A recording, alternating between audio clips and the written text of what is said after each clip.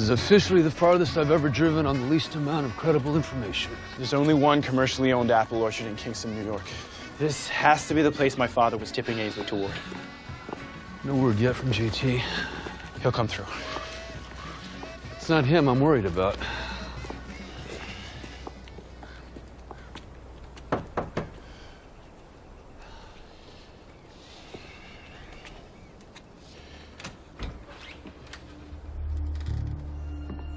Hey there. Good afternoon. Is there a Doris Stevens here? My mom passed last year. I'm Bobby. Sorry for your loss. We're with the NYPD. We just have a few questions. Was your mother ever involved with the serial killer Martin Whitley? Way to ease into it. Is this some kind of sick prank, or...? No, sir. You may have heard that Martin Whitley recently escaped a psychiatric facility. We have reason to believe he has a connection to this farm. Did your mother ever mention meeting him? The surgeon? No. She also wasn't pen pals with Jeffrey Dahmer. Listen, this could be a dead end, and I'll get to make fun of my partner the whole ride home, but... Sorry.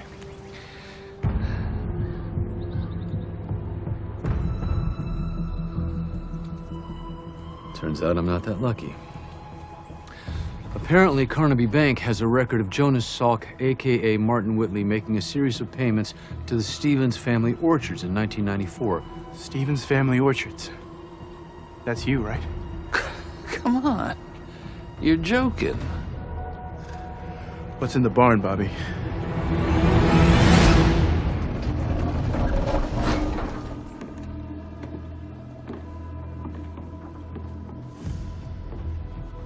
Best lightweight crop duster you could get back in the day. Yeah, it's not what it was, but still does the trick. When did you get it? 94, 95. Mom was taking flying lessons over at the local airfield. And eventually she bought her own plane when we expanded the farm. She didn't buy it. Martin Whitley did. I'm sorry? That 400 grand wasn't a cash stash. Paid for this plane. Plus a little extra to keep the secret, I'll bet. Must have been his plan B back in the day. Launder a plane, have it waiting in case the walls started to close in. Makes sense. Agricultural aircraft fly under FAA radar. He could probably make it to Canada.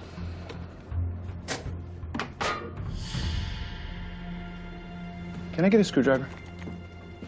Thank you.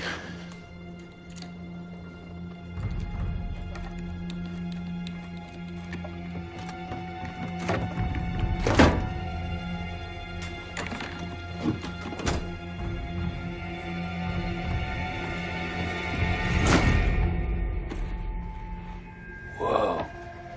I've never seen that before.